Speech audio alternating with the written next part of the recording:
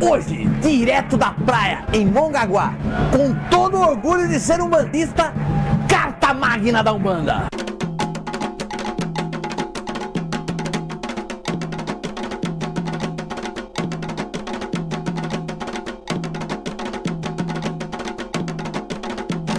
Um salve com muita alegria a toda a galera da internet. Eis aqui nosso Umbanda de Boa, os nossos plânctons de informação de Umbanda.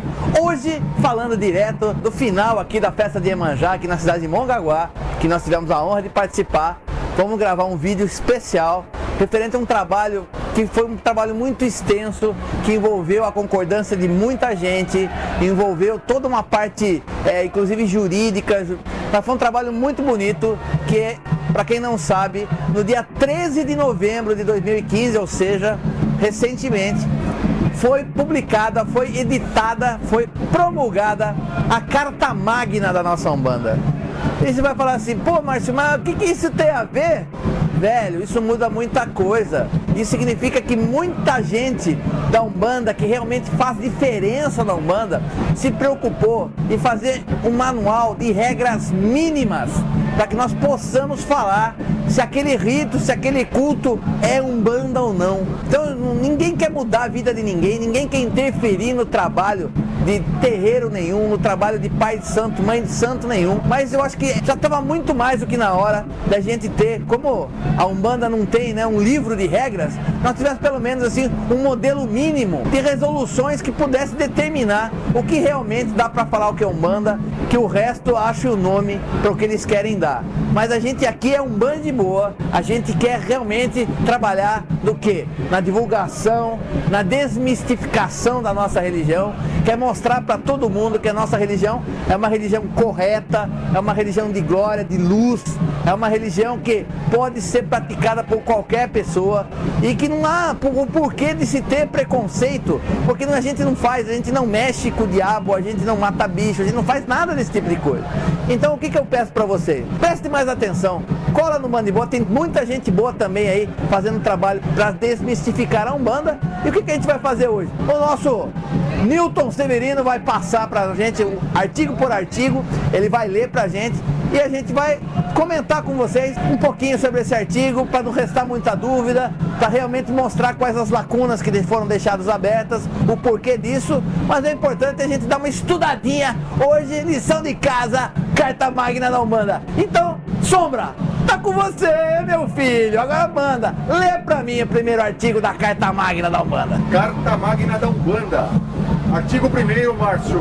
Umbanda é uma religião espiritualista de doutrina afro-indígena euro-brasileira. Bom, pessoal, euro-afro-indígena brasileira. Vamos lá. Euro por quê? De europeia. Porque nós utilizamos muito o material, concordamos com a obra de Allan Kardec, inclusive fazemos o uso na manifestação do espírito. Então, sendo assim, como Kardec, nos idos de 1850, com a publicação do seu Livro dos Espíritos, já dizia que os espíritos estavam interpenetrando na nossa dimensão para ajudar e deixar mensagens, e a Umbanda faz isso e concorda com a obra de Kardec.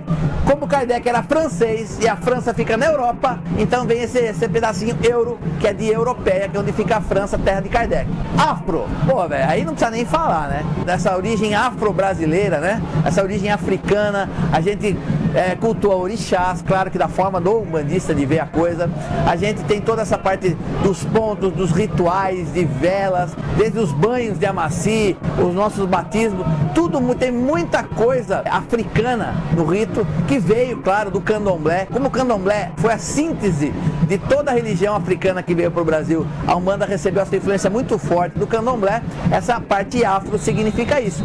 E por fim, indígena brasileira. Por que indígena brasileira? Então, tem dois termos separados.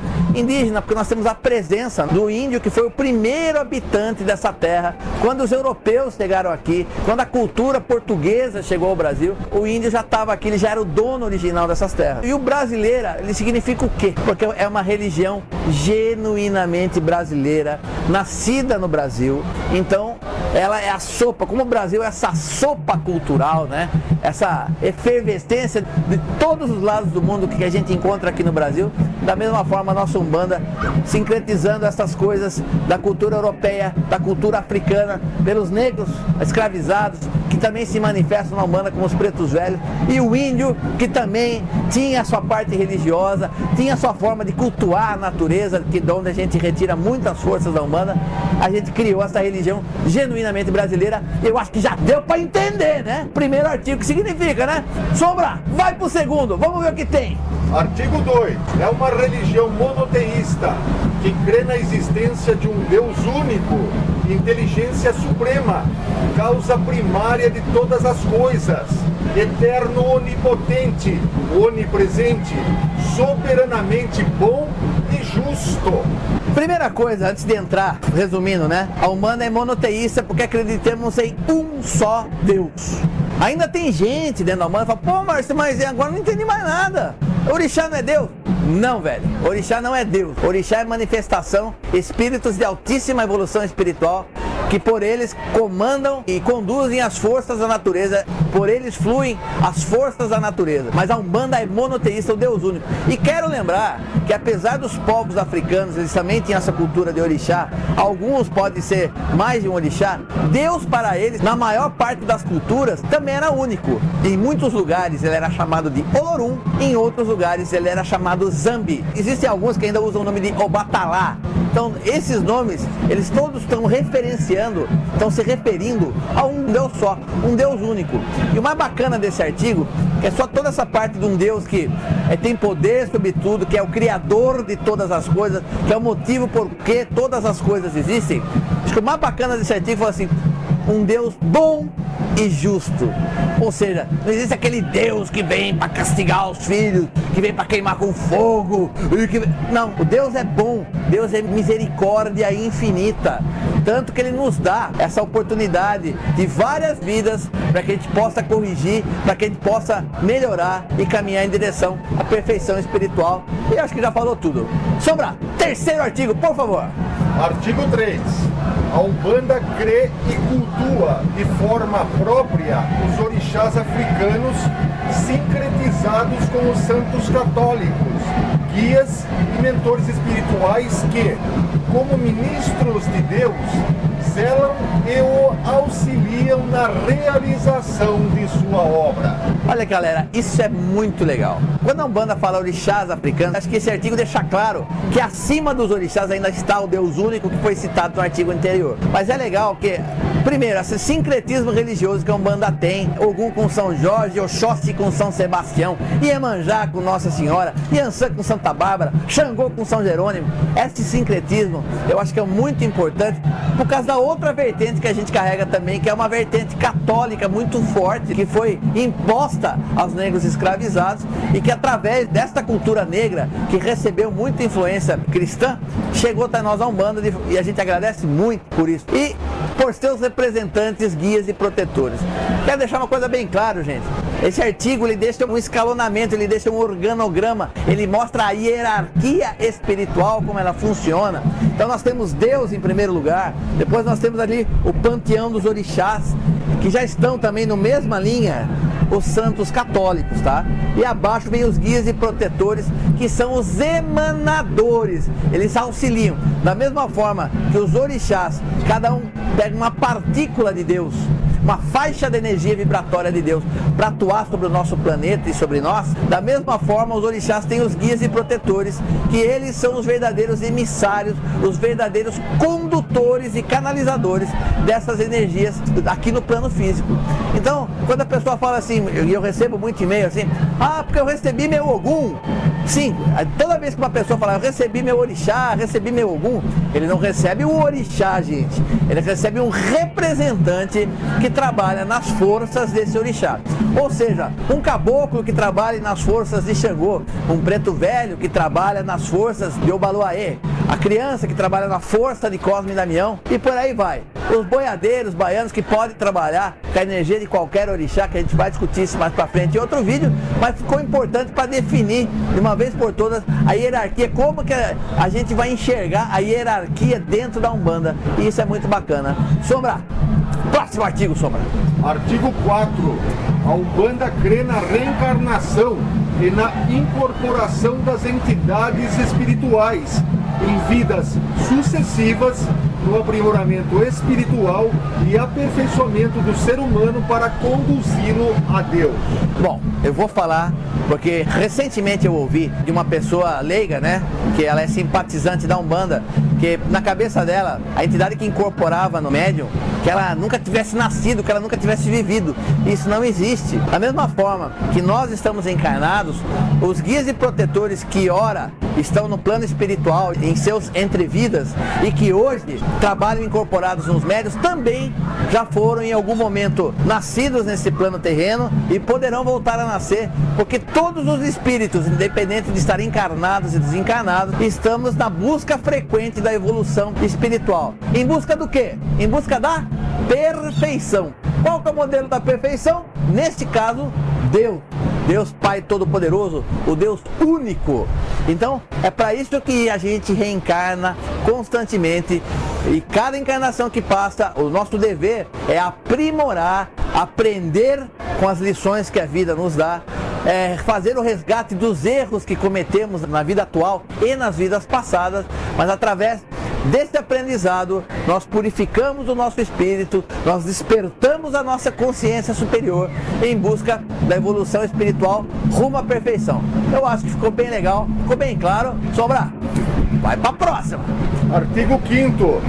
O espírito denominado Caboclo das Sete Encruzilhadas, incorporado no médium Zélio Fernandino de Moraes, no dia 15 de novembro de 1908, em São Gonçalo das Neves, Rio de Janeiro, data que reconhecemos como sendo o nascimento da Umbanda, anunciou, abre aspas, com os espíritos evoluídos e adiantados aprenderemos, aos atrasados ensinaremos, e a nenhum negaremos uma oportunidade de comunicação. Fecha aspas. Primeira coisa, gente, quero deixar bem claro, eu também enxergo Zélio Fernandino de Moraes como fundador da Umbanda, através do Caboclo das Sete Encruzilhadas, a entidade que eu acompanhava, que através dele, como ele mesmo disse, foi plantada uma semente de uma religião chamada Umbanda, lá em São Gonçalo. E o pessoal fala, mas vai falar que não tinha caboclo antes, que não tinha preto velho. Tinha, gente. A manifestação espiritual existia já há muito tempo, existem relatos históricos. Mas quando a gente está falando de Zélio de Moraes, nós estamos falando de Umbanda, não de manifestação espiritual. E Zélio, sim, Zélio, através do Caboclo das Sete Encruzilhadas, ele usou o nome Umbanda pela primeira vez, ele ditou as primeiras normas e regras para Umbanda, e uma das mais bacanas é essa daí que ele fala, que com os espíritos adiantados, ou seja, com os espíritos que souberem mais que a gente, se forem dotados de sabedoria, nós aprenderemos. Assim os guias e protetores incorporados nos deixam mensagens, nos dão lições e com eles nós aprendemos. Aos espíritos atrasados nós ensinaremos. E eu acho que essa é uma parte que é muito importante e que eu acho que é muito relegada a segundo plano na Umbanda, e eu chamo a atenção de todos os meus irmãos, pais e mães de santo, para isso. Por quê? Aos espíritos atrasados ensinaremos. Eu acho que você tem que dar ao espírito a quiumba, ao espírito obsessor, ao espírito zombeteiro, a esse irmão que está perdido, uma oportunidade de crescer.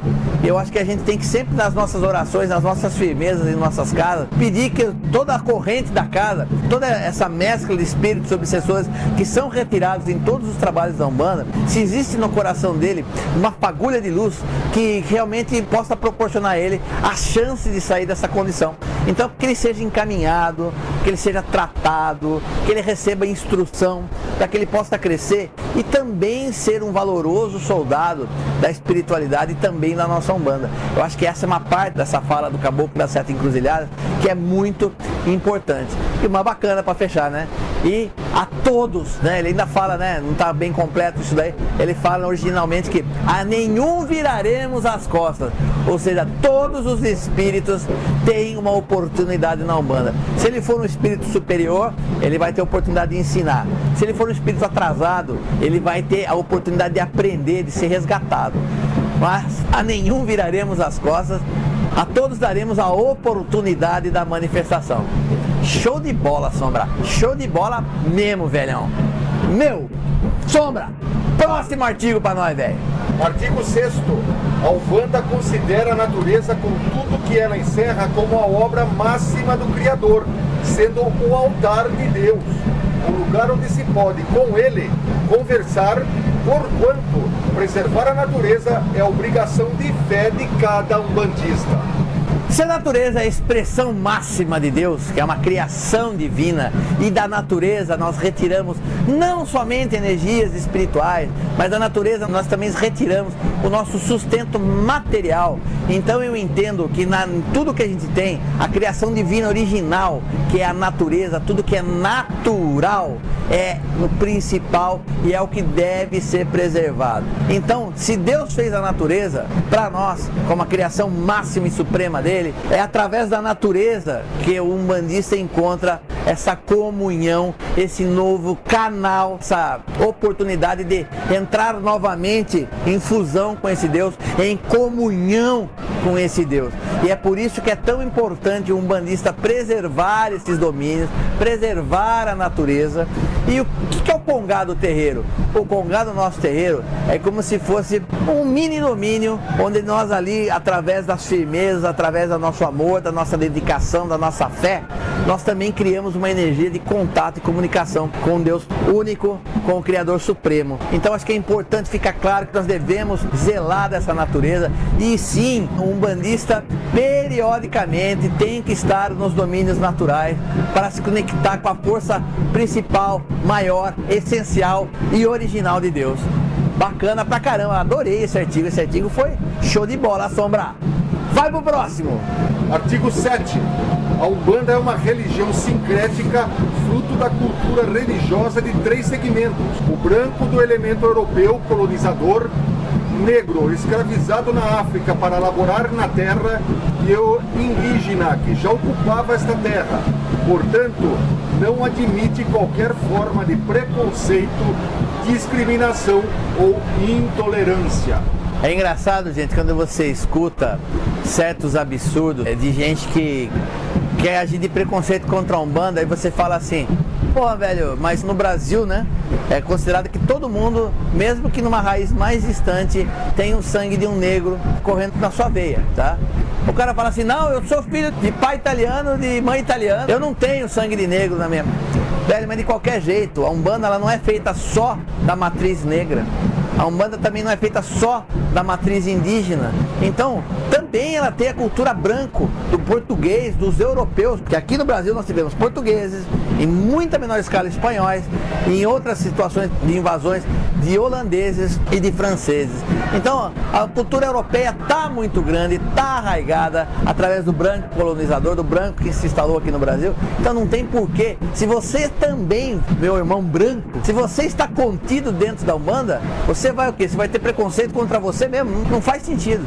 Uma outra coisa maluca que eu vou aproveitar, Sombrinha, para dar uma coisa que a gente viu aqui em Mongaguá, que é uma coisa que nos chateou. Uma mãe negra com os filhos negros, os filhos queriam estar na água. Nós tínhamos alguns irmãos próximos, não estava nem no mesmo local, soltando a sua obrigação para Iemanjá. E a mãe fala: você não vai entrar na água enquanto eles não saírem daí.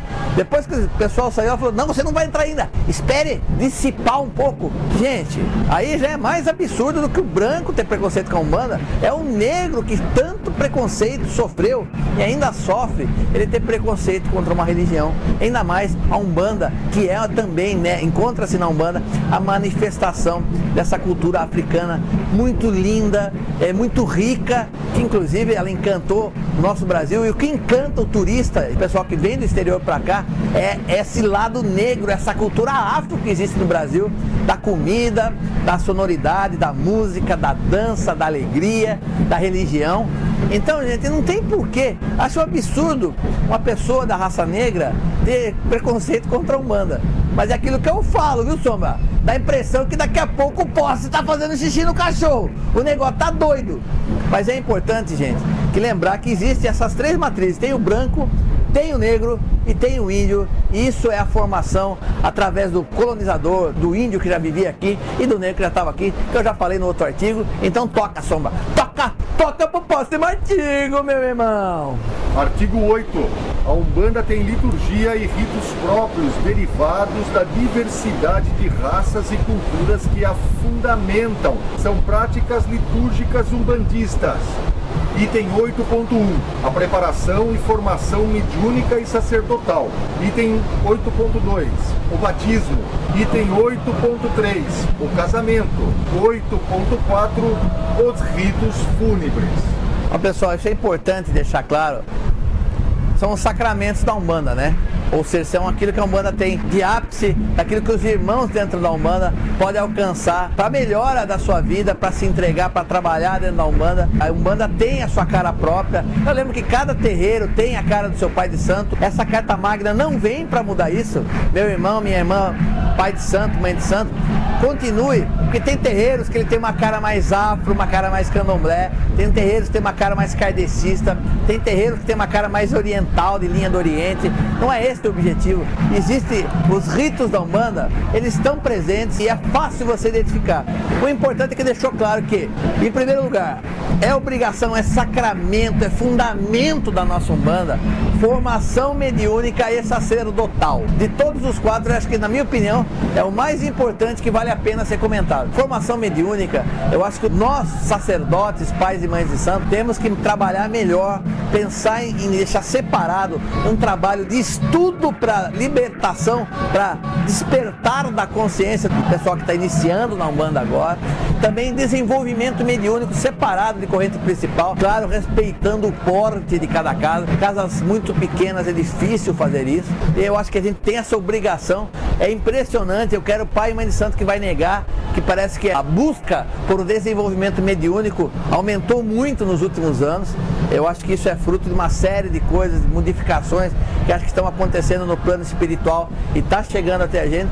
Então, por isso mesmo, é importante a gente trabalhar muito forte nesse lance da formação mediúnica dos irmãos, tanto da parte do médium em si, quanto o despertar da sua mediunidade, para que ele possa trabalhar com toda a força, toda a firmeza. O outro ponto já é mais polêmico, espero não magoar ninguém. Formação sacerdotal.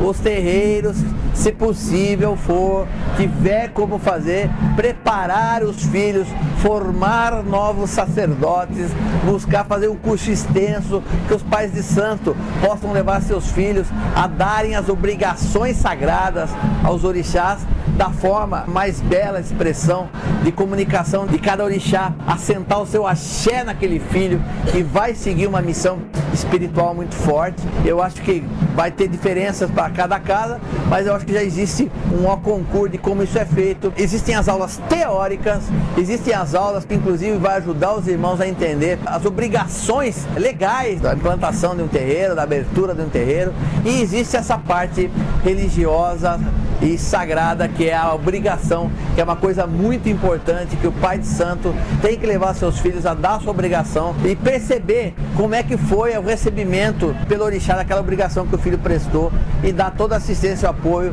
para que o filho tenha uma força espiritual muito grande para seguir nesse caminho.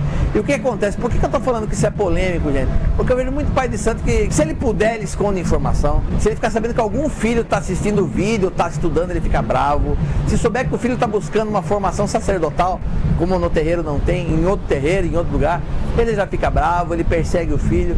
Gente, pelo amor de Deus, a Umbanda tem que crescer. Você não é dono da Umbanda sozinho, meu irmão, pai e mãe de santo. Nós somos o quê? Nós somos elos de uma corrente muito grande, uma corrente gigante. Nós devemos estimular, principalmente naqueles filhos que nós percebemos que tem aquela missão, aquele dom, aquela vocação para sacerdócio. Eu acho que a gente tem que estimular e tem que trabalhar muito isso dentro dele. Se não for no nosso terreiro, que seja num lugar, numa federação, num terreiro onde ele possa receber. É legal que ele faça isso com a sua ajuda, com o seu acompanhamento, meu irmão. Não distante de você. Não permita que ele faça as coisas afastado. Vá, acompanhe ele, acompanhe o trabalho de desenvolvimento sacerdotal dele. Isso é bacana. Depois a gente vem os outros, que vem batismo, casamento e ritos fúnebres. Olha, galera, eu já gravei vídeo sobre batismo, já gravei vídeo sobre casamento, ainda faltam os ritos fúnebres, tá? Mas assim, é importante saber que existem rituais específicos para cada situação próprios da Umbanda, 100% genuínos e que são lindos, são maravilhosos, são de tocar o coração, que eu como sacerdote posso perceber quando a gente faz o ritual de batismo. As pessoas que não são da Umbanda, que são de outras religiões, as pessoas ficam emocionadas com o nosso ritual de batismo. Quando a gente faz um casamento na nossa casa, as pessoas que não conhecem, que foram lá por convite dos noivos, como elas ficam emocionadas, ficam encantadas com o nosso ritual de casamento. Então é importante, a gente vai gravar o vídeo de ritos fúnebres ainda para vocês, mas é importante que vocês saibam que a Umbanda tem muita estrutura, tem ritos próprios, e basta, se você está no seu terreiro, você solicitar ao seu pai, à sua mãe de santo, para que ele possa te conduzir nesse sentido. Fechou, irmão? Vai para a próxima, Sombra. Artigo 9. Constituem símbolos da Umbanda o hino da Umbanda, a bandeira da Umbanda e o juramento umbandista. Hino da Umbanda, para quem não conhece, a gente vai tentar colocar no final nos nossos agradecimentos que a gente vai fazer no vídeo para vocês verem. O Sombra vai colocar a bandeira da Umbanda para vocês aqui. Juramento umbandista. O Newton vai também colocar um texto depois no final do vídeo, fazer uma narração para você ver quão belo é. Mas ainda vou gravar um vídeo somente sobre o juramento umbandista, porque ele é muito importante de ser declarado. Eu vou fazer isso aí. Por isso que eu não vou esmiuçar mais. O hino vai rolar, muita gente conhece, né? Refletiu a luz divina, aquela coisa toda. Bandeira nós vamos pôr para vocês verem aí. O juramento a gente vai colocar já para vocês terem o primeiro contato, mas nós ainda faremos um vídeo sobre o juramento umbandista. Sombrão, vai! Artigo 10. Sendo a Umbanda a manifestação do espírito para a prática da caridade, deverá sempre ser exercida sem remuneração, salvaguardada a sustentação financeira da organização religiosa. Olha, galera, acho que desde que eu e o Nilton começamos um Umbanda de Boa, nós batemos na tecla, que já tá ficando até chato. Umbanda é a manifestação do espírito para a caridade. Caridade não se cobra, velho. O que Deus te deu de graça, você não vai cobrar de ninguém, você vai prestar de graça também. Agora, qualquer outra coisa que não seja a manifestação do espírito, aí sim pode ser cobrada. E com relação aos terreiros, eu acho que é importante, quando um terreiro cobra uma mensalidade ou pede uma ajuda dos seus filhos de fé, ou propriamente da assistência, para o corpo mediúnico, para os trabalhadores da casa, é obrigatório. Eu acho que todos nós temos dever de fazer com que o nosso terreiro cresça, que cada terreiro possa ser grande, que cada terreiro tenha a sua sede própria, que cada terreiro tenha a sua licença da prefeitura, tenha o seu auto de vistoria de corpo de bombeiros, que o terreiro seja 100% legalizado. Eu acho que todo terreiro deveria ter isso. Isso só vai acontecer, gente, se todos os irmãos trabalhadores colaborarem financeiramente, e isso torna-se, através desse artigo, a sustentação do terreiro pelos filhos de fé se torna obrigatória. Para assistência não, para assistência pode ser pedida uma contribuição e dar quem quer, mas isso não é errado, gente, é importante. O trabalho espiritual não deve ser cobrado, que eu acho que essa é a essência, a gente já falou muito. E vai, Sombra, 11ª, mande para mim. Artigo 11. O adepto da religião de Umbanda deve sempre seguir a ética religiosa e a lei dos homens. Ética religiosa, velho, dentro da Umbanda dá para escrever um livro sobre ética religiosa na Umbanda, se você quiser.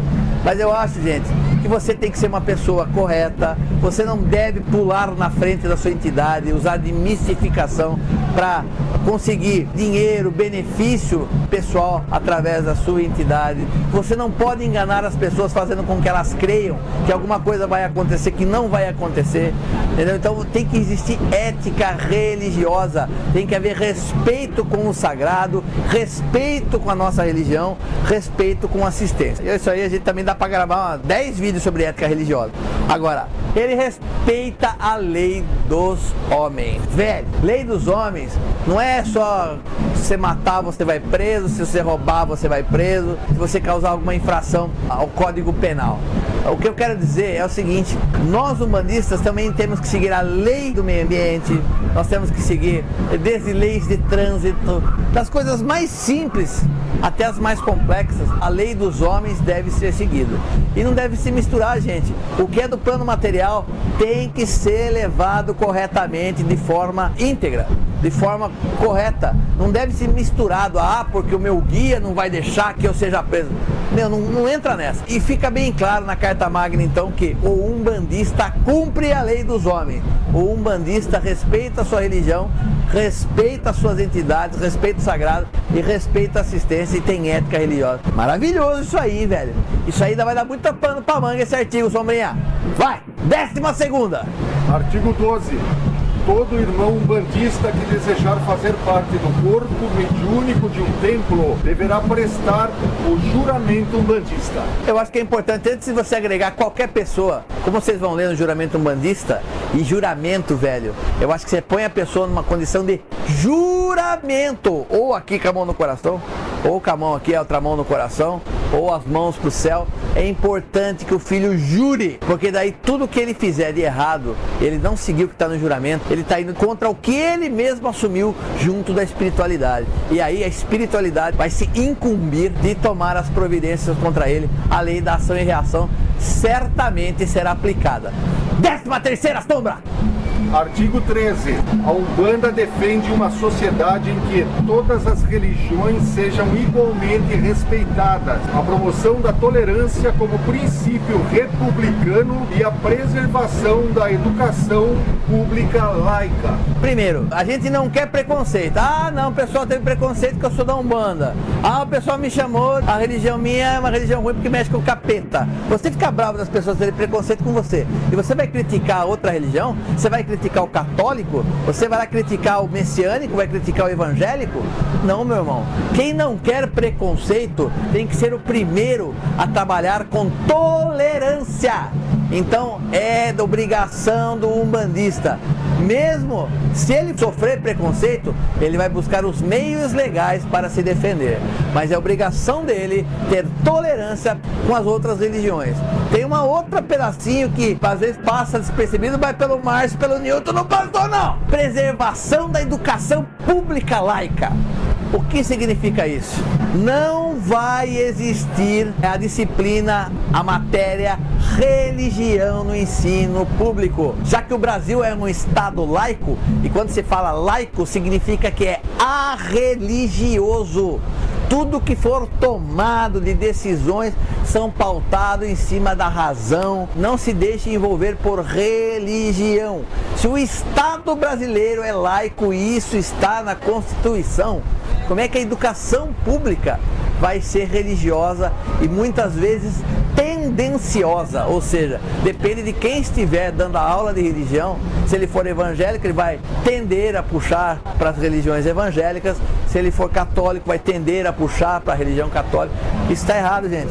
O ensino público, ele tem que ser laico, ele tem que ser isento de aula de religião. A parte religiosa cabe aos pais levarem seus filhos em suas religiões, as quais eles consideram as melhores, independente das quais forem, para que seus filhos recebam a orientação religiosa nas religiões. E eu acho que isso é extremamente importante.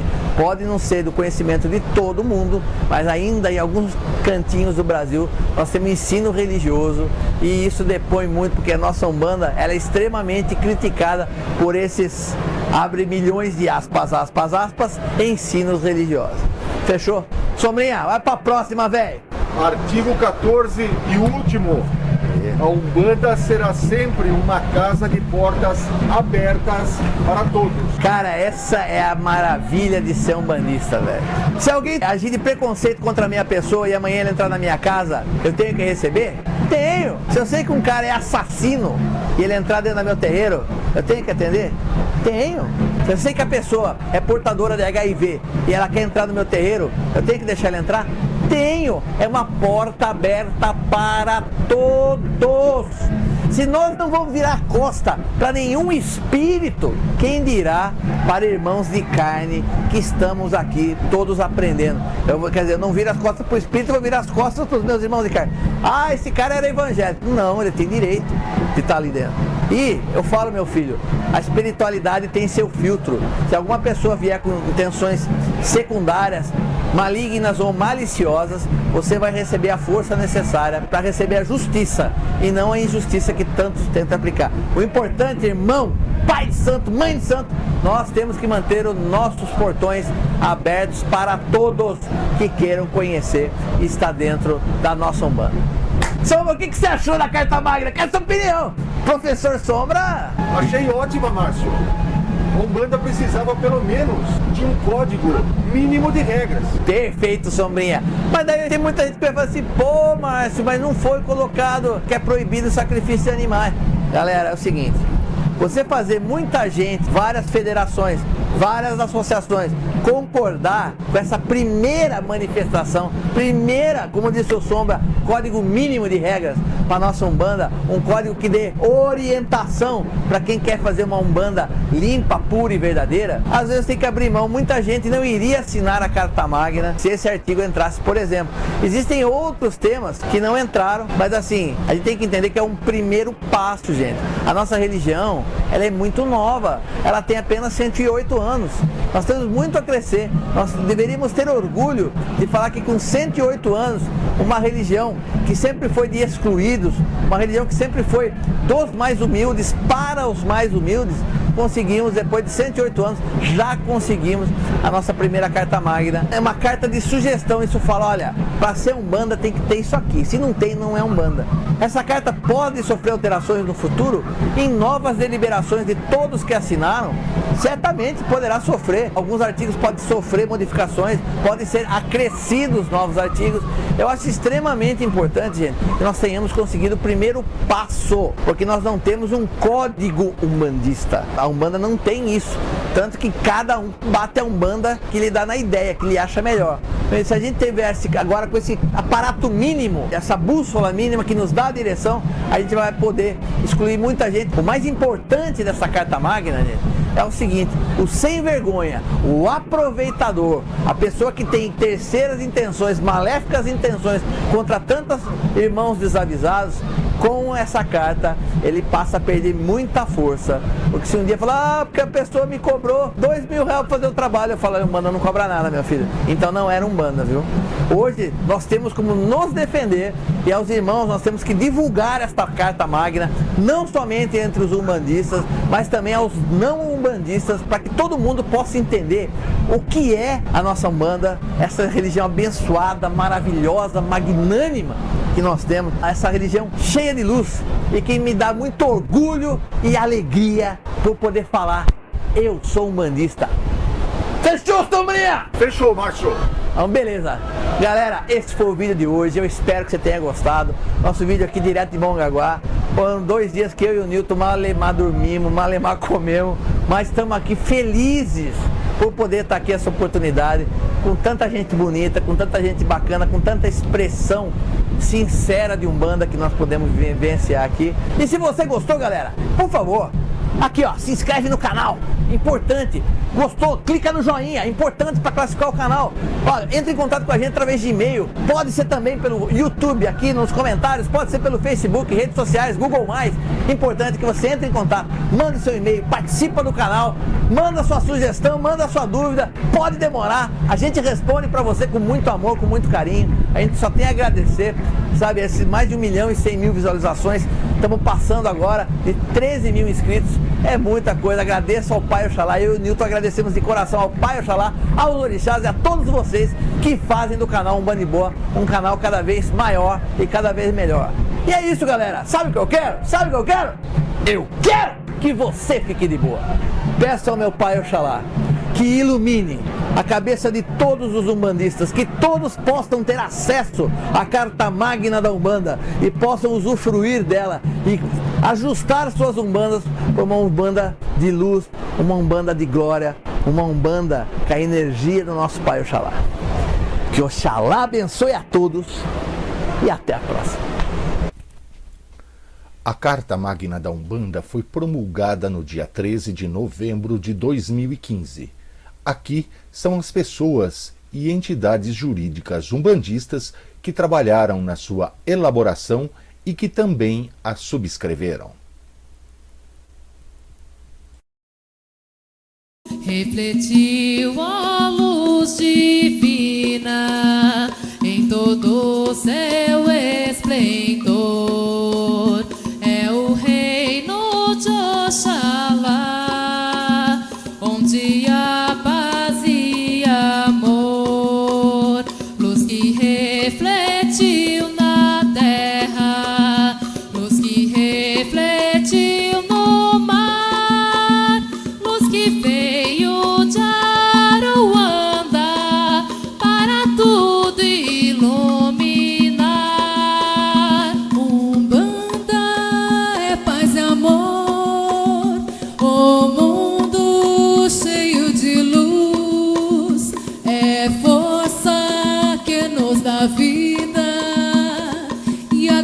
pureza nos conduz. Avante, filhos de fé, como a nossa lei não há, levando ao mundo inteiro a bandeira de Oxalá, levando ao mundo inteiro a bandeira de Oxalá.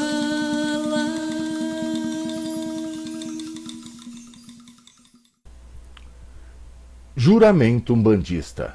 Ao abraçar a fé umbandista, eu juro solenemente perante Deus e os orixás usar meus dons de mediunidade somente para o bem da humanidade, praticar com amor a caridade, obedecer às leis de Deus e às dos homens, ver em cada irmão de fé um irmão de sangue, não utilizar e nem permitir que sejam utilizados os conhecimentos adquiridos neste terreiro para prejudicar a quem quer que seja.